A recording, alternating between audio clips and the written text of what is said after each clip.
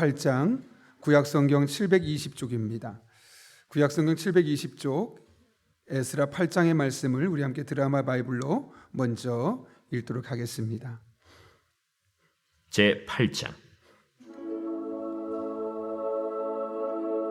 아닥사스다 왕이 왕위에 있을 때 나와 함께 바벨론에서 올라온 족장들과 그들의 계보는 이러하니라.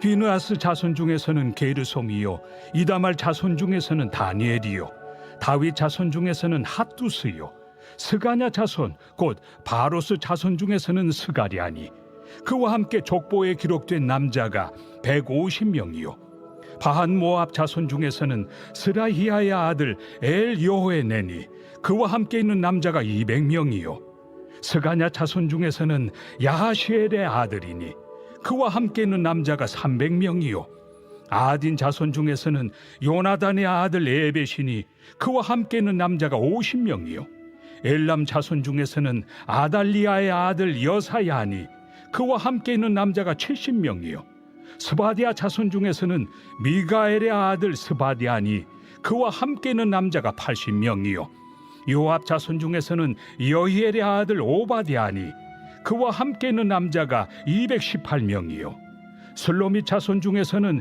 요시바의 아들이니 그와 함께 있는 남자가 160명이요, 베베 자손 중에서는 베베의 아들 스가랴니 그와 함께 있는 남자가 28명이요, 아스갓 자손 중에서는 학가단의 아들 요하나니니 그와 함께 있는 남자가 110명이요, 아도니감 자손 중에 나중된 자의 이름은 엘리벨렉과 여우엘과 스마야니 그와 함께 있는 남자가 60명이요, 비그우의 자손 중에서는 우데와 사부시니 그와 함께 있는 남자가 70명이었느니라.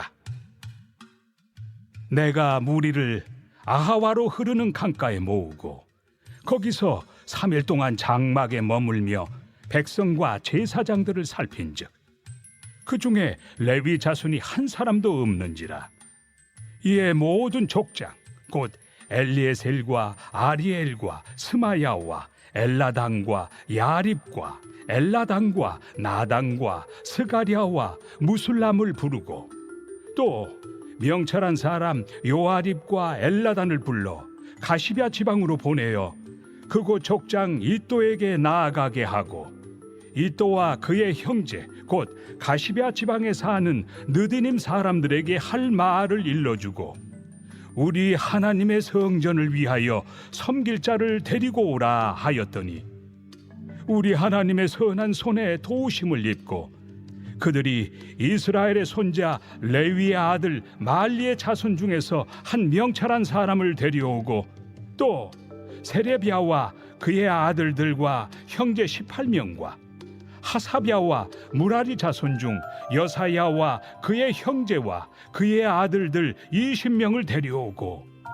다윗과 방백들이 레위 사람들을 섬기라고 준 느디님 사람 중 성전 일꾼은 220명이었는데 그들은 모두 지명받은 이들이었더라.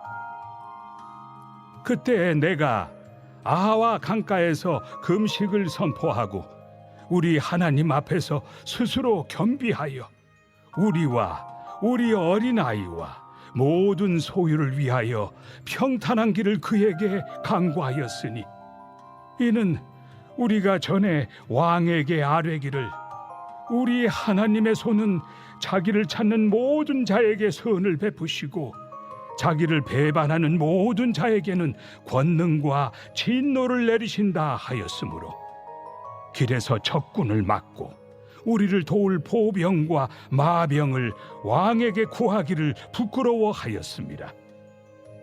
그러므로 우리가 이를 위하여 금식하며 우리 하나님께 간구하였더니 그의 응낙하심을 입었느니라.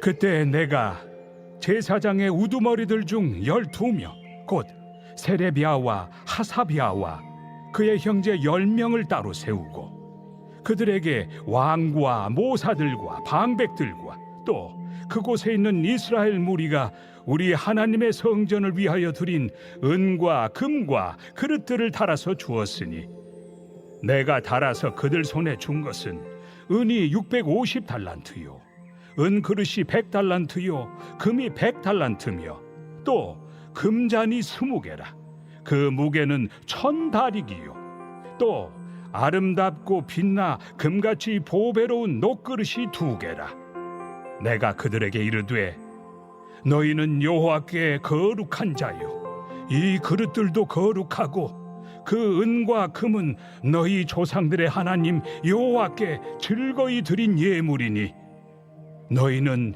예루살렘 여호와의 성전 골방에 이르러 제사장들과 레위 사람의 우두머리들과 이스라엘의 족장들 앞에서 이 그릇을 달기까지 삼가 지키라. 이에 제사장들과 레위 사람들이 은과 금과 그릇을 예루살렘 우리 하나님의 성전으로 가져가려 하여 그 무게대로 받으니라. 첫째 달 12일에 우리가 아하와 강을 떠나 예루살렘으로 갈새 우리 하나님의 손이 우리를 도우사 대적과 길에 매복한 자의 손에서 건지시니라. 이에 예루살렘에 이르러 거기서 3일간 머물고 제사일에 우리 하나님의 성전에서 은과 금과 그릇을 달아서 제사장 우리아의 아들 무레못의 손에 넘기니 비느하스의 아들 엘르아살과 레위 사람 예수아의 아들 요사밧과 빈누이의 아들 노아디아가 함께 있어 모든 것을 다 세고 달아보고 그 무게의 총량을 그때 기록하였느니라. 사로잡혔던 자의 자손 곧 이방에서 돌아온 자들이 이스라엘의 하나님께 번제를 드렸는데 이스라엘 전체를 위한 수송아지가 12마리요 또 순양이 96마리요 어린 양이 77마리요 또 속죄제의 순념소가 12마리니 모두 여호와께 드린 번제물이라. 무리가 또 왕의 조서를 왕의 총독들과 유브라데 강 건너편 총독들에게 넘겨주매 그들이 백성과 하나님의 성전을 도왔느니라. 아멘. 네, 우리 한번 앞뒤 저 있는 분에게 먼저 이렇게 인사하면 좋겠는데요. 하나님이 승리케 하실 겁니다. 이렇게 한번 인사해 보겠습니다. 네, 20분 이상 기도하면 그렇죠. 예. 제가 교회 광고 하나 하고 오늘 기도 말씀 나누려고 합니다. 우리 오늘은 기도하는 중에 특별히 교우들 중에 암투병하며 항암 치료하고 있는 분들을 집중적으로 기도하려고 하는데요. 그 중에 오늘 신종숙 집사님께서 이제 급성 혈액암이 오셨었는데 오늘부터 이제 2차 항암 치료가 들어가게 됩니다. 위에서 기도해 주시기를 부탁드립니다. 일반 항암 치료와는 좀 다른 항암 치료인데 우리의 기도가 많이 필요한 상황에 있습니다. 다른 분들은 이따 함께 이렇게 김진영 집사님, 또 이선희 집사님, 또 김인덕 권사님 이렇게 수술하고 나서 항암 치료하는 분들을 위해서 다시 한번 더 기도하도록 하겠습니다. 우리 함께 이 시간 함께 기도하고 말씀 나누겠습니다. 거룩하신 아버지 하나님, 오늘도 우리를 주님 전에 불러주셔서 하나님을 예배하며 기도할 수 있는 은혜 주신 것 진심으로 감사를 드립니다. 내가 기도하고 싶다고 해서 이 자리에 나올 수 없는 것임을 우리가 깨닫게 됩니다. 하나님, 그러나 우리를 기도하게 하셨사온데 오늘도 성령으로 충만하게 하시고 주시는 말씀 붙들고 간절한 마음으로 하나님 나라를 위하여 기도할 때 내가 여기 있다 말씀하시며 우리의 작은 신임에도 응답하신 주님 만나는 복된 시간 되게 하여 주옵소서. 예수님의 이름으로 기도하옵나이다. 아멘. 참고로 여러분들이 헌금에 제목을 넣어서 이렇게 앞에 드리는 헌금들은 제가 좀 내려가서 한 분 한 분 다 일일이 하나님 앞에 계속 기도하고 있습니다. 그런 사항 기억해 주시기를 바랍니다. 한 학생이 학교에서 진로를 놓고 상담을 하게 되었습니다. 선생님께 묻습니다. 선생님, 말합니다. 저에게는 꿈이 있습니다. 선생님이 진로를 상담하면서 꿈이 있다는 게 너무 좋아서 그래, 그럼 네 꿈은 뭐니? 예, 제 꿈은 재벌 2세가 되는 거예요. 근데 문제가 하나 있어요. 그래? 무슨 문제가 있는데? 예, 우리 아빠가 노력을 안 해요. 웃으셔야 되는데 이게 무슨 말이죠? 나는 노력하지 않고 다른 누군가가 다 이루어주기만을 기다리고 있는 우리네 모습을 꼬집고 있는 거죠. 근데 이것이 비단 이 학생만의 이야기라고 우리가 웃어버릴 수 있을까라는 생각을 해보게 됩니다. 우리는 어떻습니까? 그리스도인이라면 누구나 하나님의 도우심을 경험하기를 원하고 또 하나님의 살아계심이 나의 삶에 직간접적으로 경험되기를 원합니다. 그런데 그러려면 하나님께서 일하시도록 나도 일해야만 하죠. 그것은 바로 내가 기도하는 겁니다. 하나님은 기도를 통해서 우리의 삶을 통해 일하시기 때문에 그런 것이죠. 오늘 우리는 본문 말씀을 통해 이와 같은 이야기를 보게 되는데요. 특별히 에스라 8장은 에스라와 함께 예루살렘에 2차로 귀환했던 사람들의 명단을 소개하며 시작하고 있습니다. 1절부터 14절까지의 말씀 보게 되면 여러 지파에서 꽤 많은 사람들, 적어도 1496명이 에스라와 함께 귀환했음을 보게 됩니다. 그런데 한 가지 문제가 생기죠. 그것이 무엇입니까? 살펴봤더니 성전을 섬겨야 될 레위인이 한 명도 동참하지 않은 겁니다. 15절이 이 같은 사실을 보여주고 있습니다. 그 중에 레위 자손이 한 사람도 없는지라. 오늘 본문에 왜 레위인이 오지 않았는지에 대해서 설명하지는 않습니다. 중요한 것은 에스라의 태도죠. 그가 어떻게 합니까? 16절을 보게 되면 족장들을 부르고 9명의 족장들을 부르고 명철한 사람 2사람을 불러서 가시비아 지방에 보냅니다. 그리고 그들로 말미암아 이 성전을 섬길 사람들을 구하게 만드는 거죠. 에스라는 자신의 삶에 어떤 문제가 있다고 해서 그 일을 쉽게 포기하지 않았습니다.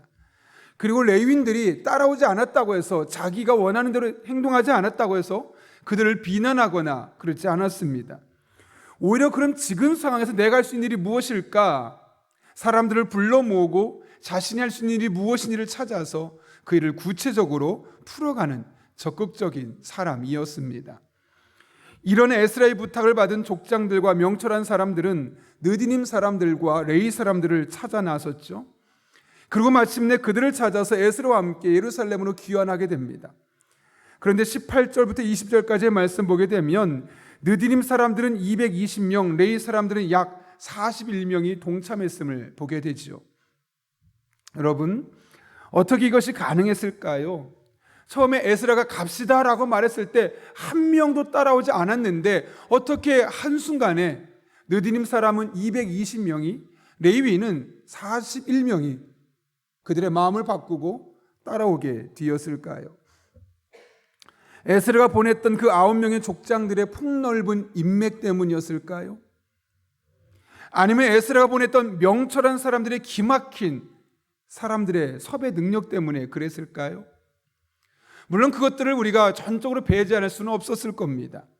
그러나 적어도 오늘 본문이 말하는 것은 그 9명의 족장들이 워낙 인맥이 두터웠기 때문에 220명의 느디님 사람들을 모으고 41명의 레위인들을 불러 모을 수 있었다고 말하지 않습니다. 또 명철한 사람들의 탁월한 지혜, 사람들을 기용할 수 있는 능력이 있었기 때문임을 말하지 않습니다. 오늘 본문은 그 이유를 철저하게 다른 곳에서 찾고 있죠. 뭐라고 말씀합니까? 18절 말씀 이렇게 되어 있습니다. 우리 하나님의 선한 손에 도우심을 입고 그들의 이스라엘의 손자 레위의 아들 말리 자손 중에서 한 명철한 사람을 데려오고 또 세레바와 그의 아들들과 형제 18명과 등등등 이어집니다. 여기 아주 중요한 표현이 있죠. 하나님의 선한 손에 도우심을 입고입니다. 에스라는 느디님 사람들과 레위 사람들이 마음을 바꾸고 자신을 따라 예루살렘으로 오기로 결단했던 가장 중요한 이유는 하나님의 선한 손이 자신을 도와주었기 때문이다 라고 고백하고 있는 겁니다. 근데 여러분, 사실 겉으로만 보면 이것은 철저하게 에스라의 지혜와 포기하지 않는 불굴의 정신과 또 그를 따랐던 협조했던 사람들 때문에 아니었겠습니까? 겉으로 보기엔 철저하게 에스라의 지혜와 그의 끈질긴 노력과 그를 따라왔던 사람들의 노력 때문인 것처럼 보입니다. 그런데 에스라는 그렇게 말하지 않죠. 이것은 철저하게 하나님의 손이, 하나님의 선한 손이 우리를 도와주셨기 때문에 가능한 일이었습니다 라고 고백하고 있는 겁니다. 우리는 이를 통해 에스라가 평소 지니고 있었던 그의 신앙을 엿볼 수 있습니다. 그런 모든 것이 하나님의 손에 달려 있다는 이런 아주 중요한 믿음을 소유하고 있었던 겁니다. 그래서 겉으로 보기엔 누가 봐도 내 노력이 100%고 다른 사람의 도움이 100%인 상황에서 이건 하나님이 도와주신 거다. 이건 내 뒤에서 하나님이 일하셨기 때문이다 라고 고백할 수 있었던 것이죠. 여러분이 에스라가 가지고 있었던 신앙이 바른 신앙일까요? 아니면 한쪽으로 치우쳐 있는 신앙이었을까요? 지극히 성경적인 관점입니다. 특별히 우리는 잠언 16장을 통해서 이 사실을 명백하게 발견할 수 있는데요. 솔로몬이 뭐라고 말합니까? 마음의 경영은 사람에게 있어도 그 말의 응답은 여호와께로부터 나오느니라. 내가 아무리 계획한다 할지라도 그것을 실행시키게 하시는 분은 누구라고요? 하나님입니다 라고 철저하게 고백하고 있는 겁니다. 잠언 16장 9절 말씀입니다. 사람이 마음으로 자기의 길을 계획할지라도 그의 걸음을 인도하시는 이는 누구라고요? 누구라고요? 여호와라고 말씀합니다. 아니 내가 계획했는데 내가 철저하게 꼼꼼하게 완벽하게 계획을 세우고 다른 사람이 검수까지 해서 완벽한 계획이라고 세웠는데 뭐라고요? 그 걸음을 인도하시는 분은 결국 하나님이라는 겁니다. 내 계획이 아무리 완벽해도 하나님이 아니다 그러면 그 계획은 휴지 조각이고 내 계획은 너무나 부족하고 너무나 흠이 많은데 하나님이 이끄시고 하나님이 인도하시면 그 계획은 너무나 완벽한 퍼펙트한 계획으로 바뀌어질 수 있음을 말씀하고 있는 것 아니겠습니까? 잠언 16장 33절입니다. 제비는 사람이 뽑으나 모든 일을 작정하기는 여호와께 있느니라. 여러분 정말 아멘이십니까? 여러분 솔로몬이 이스라엘 왕으로서 절망 많은 것들을 계획하고 실행했을 겁니다. 성전을 건축했죠. 수많은 전쟁을 치렀죠. 그가 왕으로서 이것들을 결정할 때 얼마나 많은 사람이 곁에 와서 조언을 했겠고 얼마나 많은 회의가 오고 갔으면 이것들을 결정했겠습니까? 더구나 한 나라의 왕으로서 그 큰 살림을 경영하는 자로서 그가 했던 일의 스케일은 우리가 하는 일과 스케일의 차이가 큽니다. 다릅니다. 그런데 이 모든 것 누가 했다고요? 분명히 내가 계획했는데 수많은 참모들의 머리를 맞대고 세운 계획인데 하나님으로부터 나왔다. 이 걸음은 하나님께서 인도하신 것이었다. 자신의 100% 노력은 쏙 빠지고 겉으로 보였던 자신의 노력들은 하나도 보이지 않고 그 뒤에서 일했던 하나님만이 철저하게 드러나고 있는 모습, 이게 오늘 솔로몬의 믿음의 고백 아니겠습니까? 다 하나님이 하셨다는 거죠. 많은 신하들과 논의하고 자신과 결정한 일들입니다. 그런데 그 이면에서 하나님이 일하고 계셨다. 이것이 바로 솔로몬이 갖고 있었던 믿음의 고백이었죠. 여러분의 에스라가 가졌고 솔로몬이 가졌던 이 신앙, 우리 삶에 얼마나 중요한지 모릅니다. 왜냐하면 이 신앙이 우리의 믿음 생활에 아주 큰 영향을 끼치기 때문에 그렇습니다. 여러분 보십시오. 이 신앙을 갖고 있었던 에스라가 결국 어떻게 행동하던가요?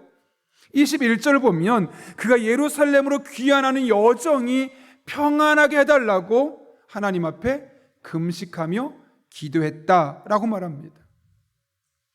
읽어볼까요? 그때 내가 아와 강가에서 금식을 선포하고 우리 하나님 앞에서 스스로 겸비하여 우리와 우리 어린아이와 모든 소유를 위하여 평탄한 길을 그에게 간구하였으니, 여기 그는 하나님입니다. 하나님께 기도했다고 합니다.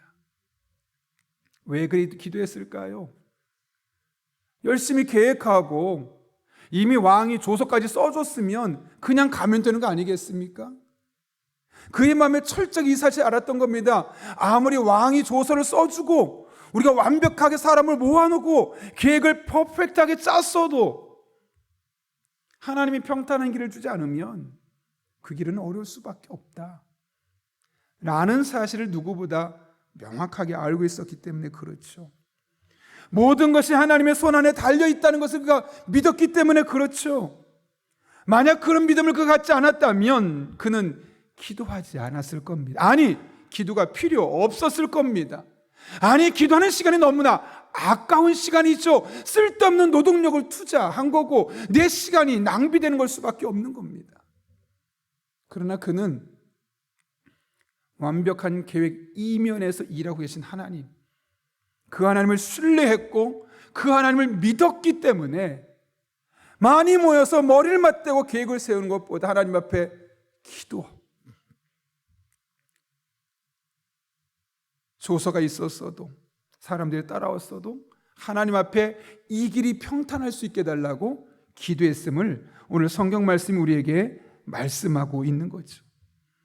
만약 그런 믿음이 없었다면 그는 아닥사스다 왕에게 달려가서 왕이시여 더 완벽하게 우리의 보장을, 안전을 보장해 주십시오 라고 요청했을 겁니다. 아니면 함께하는 사람들 잠깐만 모이자고, 이 상황에서 우리가 어떻게 하면 더 완벽하게 돌아갈 수 있을지 머리를 맞대고 계획을 세우자고 아마 몇 날 며칠 회의만 하고 있었을 겁니다. 그러나 그는 아닥사스다 왕에게 나아가지 않았습니다. 회의하지 않았습니다. 오히려 그는 기도했습니다. 왜요? 기도하면 하나님께서 우리의 뒤에서 일하심을 믿었기 때문에 그런 것이죠. 여러분, 우리가 기도하면 하나님께서 내가 기도하고 실행하는 것보다 더 크고 놀라운 것으로 응답해 주심을 믿으십니까? 그렇다면 우리는 기도해야만 합니다. 그러면 하나님께서 여러분의 계획 이면에서, 여러분이 준비한 그 뒤에서 일하시는 것을 보게 될 것입니다. 이와 관련해서 기도의 성자라 일컬어지는 E.M. 바운즈 목사가 성공적인 기도라는 책에서 이렇게 말했습니다. 기도는 죽음이 없다. 기도를 발하는 입술은 죽음으로 다치며 그것을 느끼는 심장의 고동은 그칠지 모르지만, 이게 뭐냐면 기도하는 사람은 그 입도 더 이상 죽어서 말할 수 없고 그 심장도 고동도 멈춰서 사람 결국 죽을 수밖에 없다는 겁니다. 그러나 드려진 기도는 하나님 존전에 상달하여 하나님의 마음에 있게 된다. 그러기에 기도는 기도를 드린 사람들의 생애를 뛰어넘어 존재한다. 아멘이십니까? 기도가 어떻다고요? 기도한 사람은 죽을 수 있을지언정 그 사람의 기도는 그 사람의 생애를 뛰어넘어서, 비록 내 생애는 응답되지 않을 수 있어도 내가 죽고 난 뒤라도 그 기도는 반드시 어떤 형태로든 하나님의 보좌 안에서, 하나님의 마음속에서 움직이게 되어 있다 라고 말씀하는 거죠. 이것뿐만 아닙니다. 그는 같은 책에서 계속해서 이렇게 말합니다. 바울 당시 사람들은 너무 바빠서 기도하지 못했다. 시간과 힘을, 모든 기능이 돈과 사업과 세상 일에만 전념하는데 들여지고 있다. 대부분의 사람들에게 기도의 위대한 일은 급히 끝낼 가볍고 천한 일이다. 기도하는 것에 시간을 쓰기보다는 오히려 어떤 것에 시간을 쓴다는 겁니까? 시간과 힘을, 모든 기능을 돈에, 사업에, 세상 일에 다 쓰고 그 짜투리 시간으로 기도하는 데 쓰고 있다는 겁니다. 사실 반대가 되어야 되는데, 기도하는 시간에 가장 많은 시간을 들이고 돈 벌고 사업하고 세상 일에 전념하는 시간을 상대적으로 줄여야 하는데, 온통 우리의 관심사는 거기에 가 있고 거기에 모든 에너지를 다 쏟아부어서 정말 기도해야 하는데 피곤해서 기도하기 어렵고, 지쳐서 기도하기 힘들고, 시간이 없어서 기도하기 힘든 것이 혹시 우리네 삶이 아니냐라고 묻는 거죠. 그러면서 이렇게 덧붙입니다.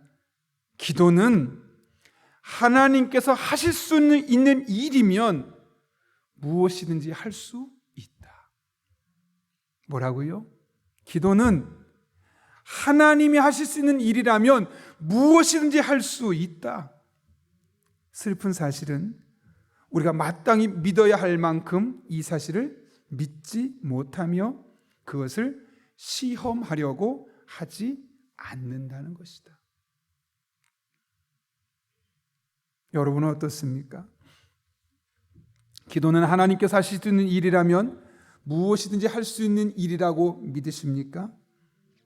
그렇다면 이엔 바운즈의 말처럼 그것을 한번 기도로 시험해 보십시오. 그래서 여러분이 기도했더니 하나님께서 하실 수 있는 일이라면 무엇이든지 가능하더라고요. 무엇이든지 가능하더군요. 이엔 바운즈의 고백이 여러분 한 분 한 분의 간증과 고백이 될 것입니다. 여러분, 오늘 에스라가 하나님께 기도한 결과 어떻게 되었습니까? 23절 말씀 같이 한번 읽겠습니다. 시작. 그러므로 우리가 이를 위하여 금식하며 우리 하나님께 간구하였더니 그의 응낙하심을 입었느니라. 아멘. 하나님께서 응답하셨다. 바라기는 이 하나님의 응답하신 은혜가, 이런 은혜가 새벽을 깨우며 기도하는 여러분 한 분 한 분에게 경험될 수 있기를 예수님의 이름으로 축원합니다. 함께 기도하겠습니다.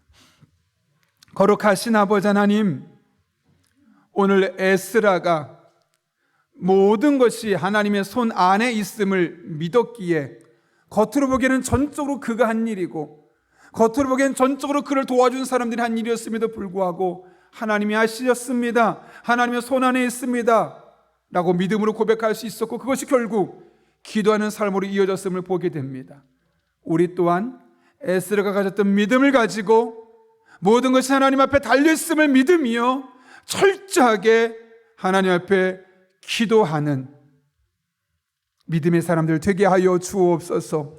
그래서 우리 삶에 하나님께서 하실 수 있는 일이라면 무엇이든지 가능했었노라고 믿음으로 고백하며 간증하는 복된 삶 되게 하여 주옵소서. 예수님의 이름으로 기도하옵나이다. 아멘.